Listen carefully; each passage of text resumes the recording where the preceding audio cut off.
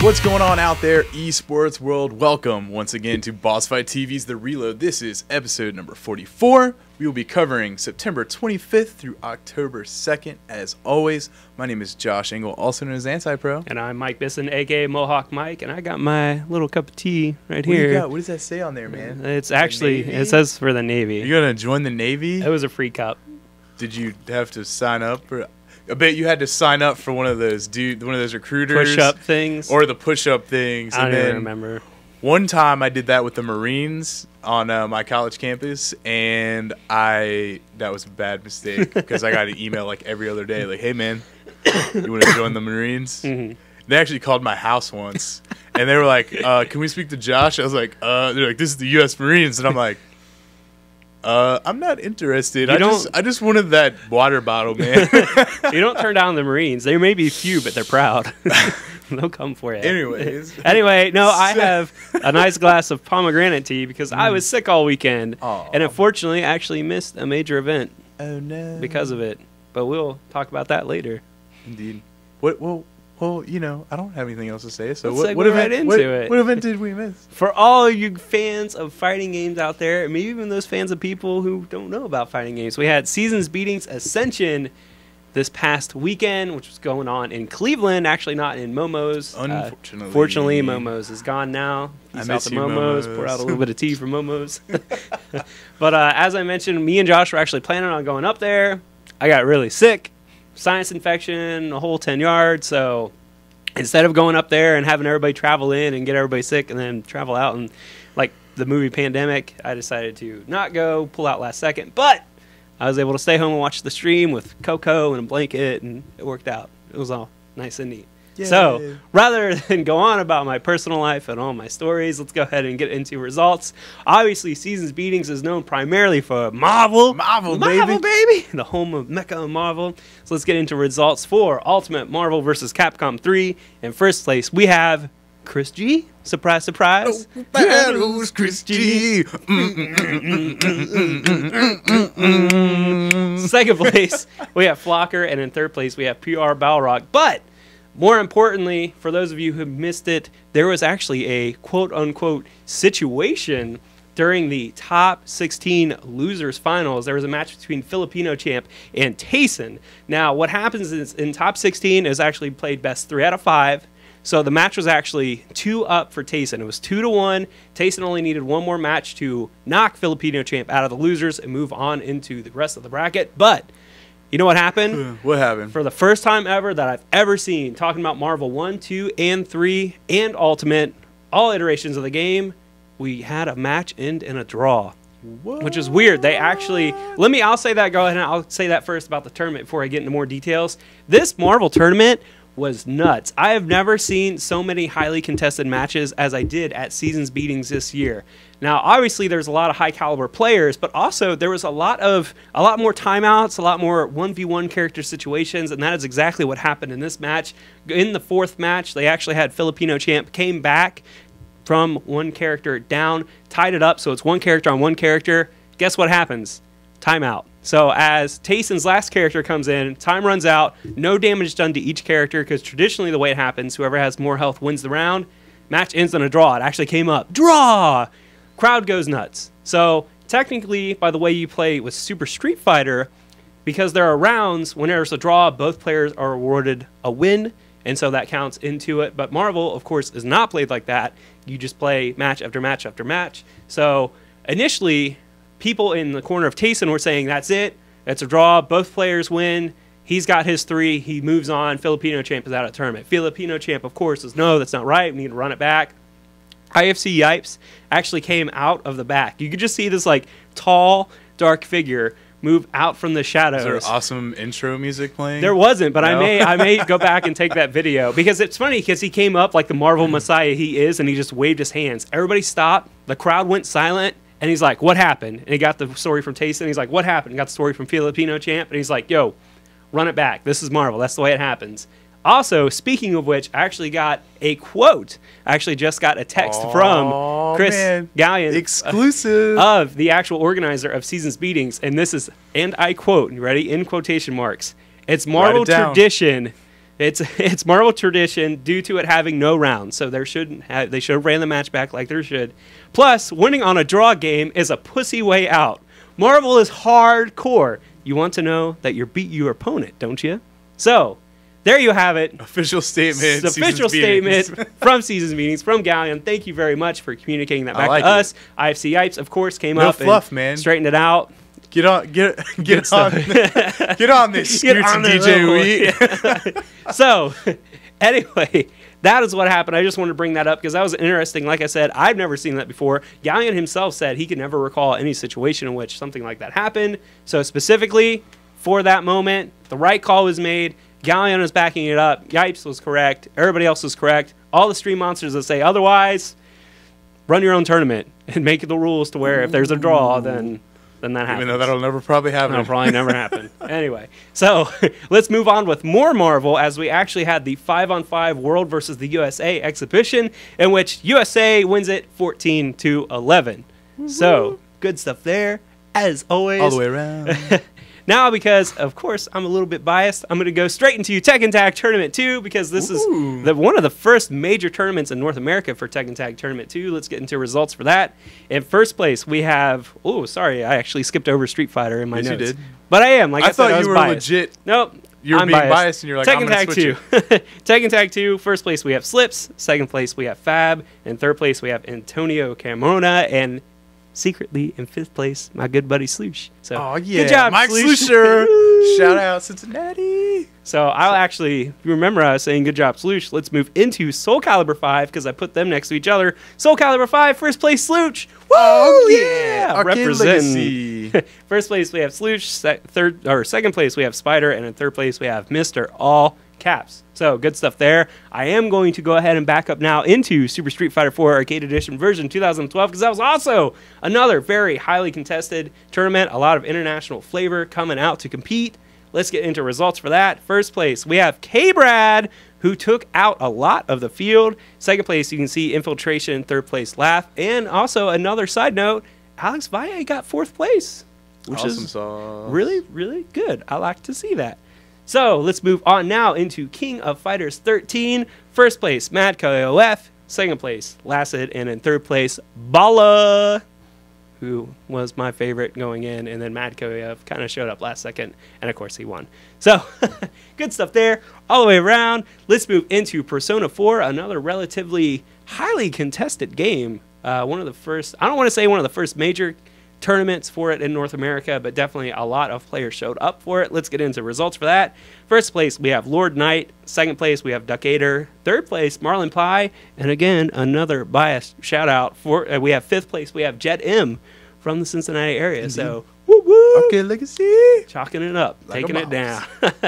Moving on now, we have Mortal Kombat 9, where the Galloping Ghost Arcade actually showed up in full force.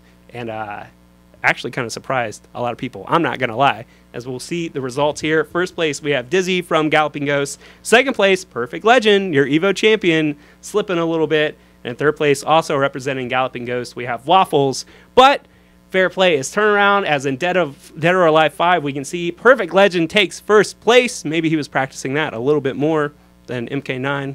I don't know. No official statement there. I'll see if I can pull one up. First place, we have Perfect Legend. Second place, Shin Ryujin. And third place, we have Ninja CW. Moving on into Skullgirls. First place, we have Sloa Noel. Second place, Ocean. And third place, Chris G. Pulling it up there. Third place. That's mandatory now. We have to do it. Last but not least, another relatively high contested title. As always, Super Street Fighter 2 Turbo. Talking about that Midwest style. First place, we have Dom D. Third place, we have Immortal, who I believe used to go by Immortal Cheeseface. It's a good buddy, another friend out there competing. Yeah. And in third place, Alex Valle. So, had a really good showing this weekend. I was happy to see that. But overall, again, a great event. Unfortunately, I couldn't be there. This was the first time I was not in Momo, so it kind of looked and felt like it was just like every other tournament. Right. It was kind of in a hotel, but again, I wasn't there. I don't know. I heard a lot of good things about it. Of course, the stream monsters were hating all over the place, right. But I saw some pictures too. It was pretty cool. I always seek out those pictures. Yeah. That's just me. That's my side of things. So, good job. Season meetings. Yay. Ascension. You can take a sip. I don't have anything to drink. I feel left out now. You I want don't some? want to drink after you. It's I don't all want to good. get all that whatever. No whatever backwash, you I swear. That's nasty. Okay. You're nasty. All right, fine. Anyways. That's all fighting game news. Done with fighting games. But that was a we're lot of gonna fighting game news. Segue into StarCraft 2. We haven't had fighting game news in a long time to go through all that craziness. But guess what? What? Time to go through the StarCraft craziness. It might not just be as big of a thing, you know, each individual tournament, but overall it's about as big as one fighting game tournament. But anyways, number one, the GSL. We are in Code S, round of 16, as I said last time. Last week we talked about Group A and D. So guess what groups we're going to talk about this week? B and C? B and C. B and C. Indeed. But guess what? What? C happened before B. No! So everyone... Is this the Korean I alphabet? don't know. I'm so confused. It's all crazy. So I am going to start with C and then go to B. Go for it. So here we go. Group C, GSL. We have MVP and Marine King taking the top 2 spots, sending JYP and Curious down to Code A. So good job to those two. Group B, we have Mr. Little Leenock himself taking the top spot right beneath Hero with Squirtle and Heart, moving down to Code A. It's sad to see Squirtle go, seeing as how well he was doing last season. He probably had one of the greatest runs of a lifetime. Unfortunately, he's going to have to fight his way back up into Code S. So that wraps up GSL. Moving on, we have NASL in week number 3.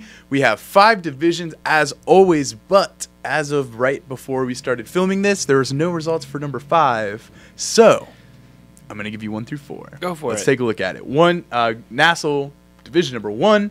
We have Polt going 2-0 over Massa, Huck 2-1 over Arthur, Alive 2-0 over Moro, and Hasuabs and Donregu no score reported.